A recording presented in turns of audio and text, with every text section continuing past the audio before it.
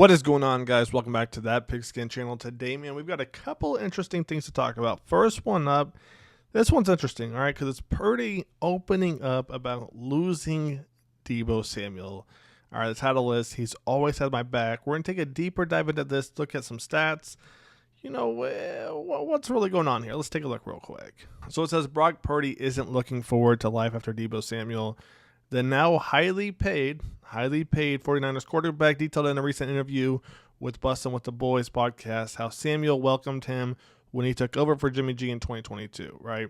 It's a relationship the QB will miss following the Whiteouts trade to Washington this offseason.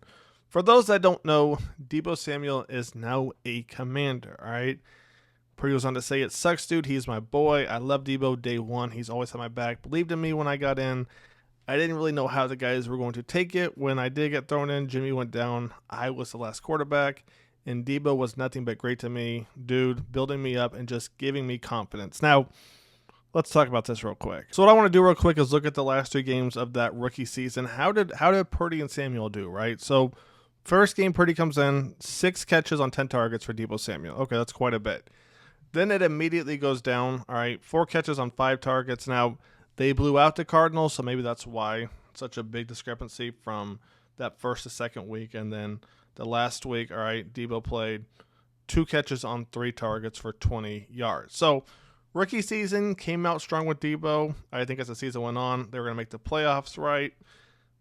Weren't too really focused on trying to get Deebo that ball a lot, right? They didn't have a lot to prove because their record spoke for itself, right? So let's keep this thing going because we are going to get a little bit more in depth as far as stats and stuff, but I want to get there gradually as the story gets there. So Samuel's production dwindled following his 2021 Pro Bowl season with Purdy under center as he failed to reach the 900-yard receiving mark in any of the past 3 campaigns.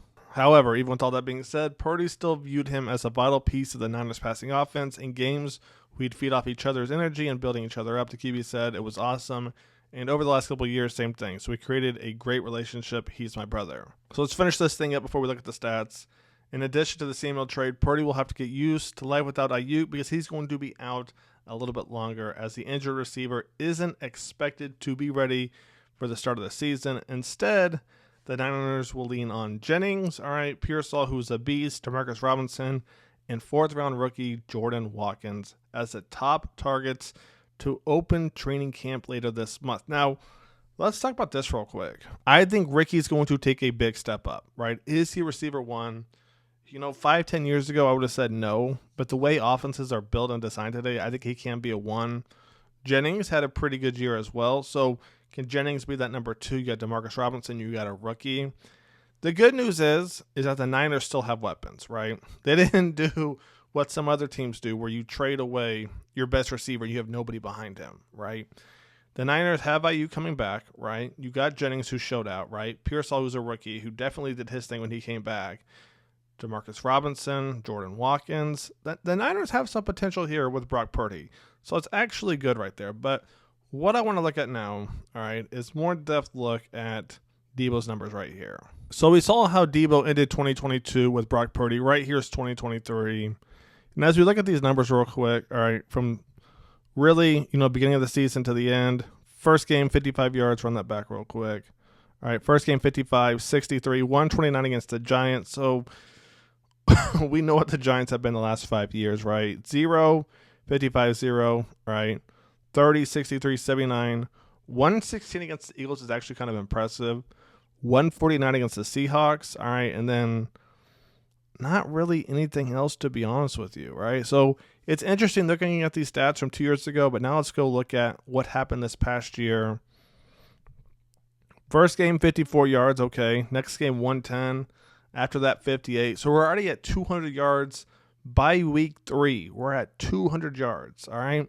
Now, I don't know the injury history if Deebo got hurt in the middle of any of these games, so let me know, all right? But then we keep it going. All right, 1 catch on 3 targets. Okay, kind of falling off, but then we bounce back, right? Week 4, week 5, another 100 yards. So now we're at 300 yards, quarter way into the season. We're looking pretty good, all right? Kansas City, I'm guessing, who was hurt right there or didn't play, 71-62. Again, we're looking good. And then we have a drop-off for really, the next 6 weeks, right? 22, 4 catches on 7 targets right there. 1 catch on 4 targets. 4 catch, 5 targets, only 20 yards against Buffalo. At Buffalo, December 1st. All right. I kind of see probably what the Niners are trying to do. I'm guessing screens, drag routes, get him the ball in space. But Buffalo's defense, man, it's different. The Bears, they blew out the Bears right there. So 2 catches, 3 targets, 22 yards. That's nothing to be mad at, right? I get why he had limited production. Then you go to Rams, 3 catches, 7 targets, 16 yards.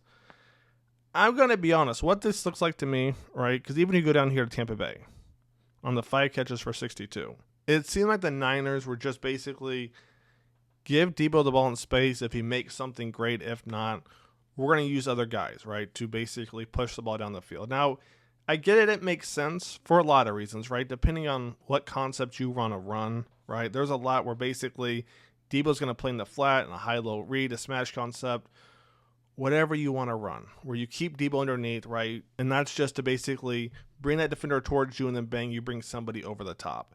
Because that defender isn't going to leave to go with Jennings, right?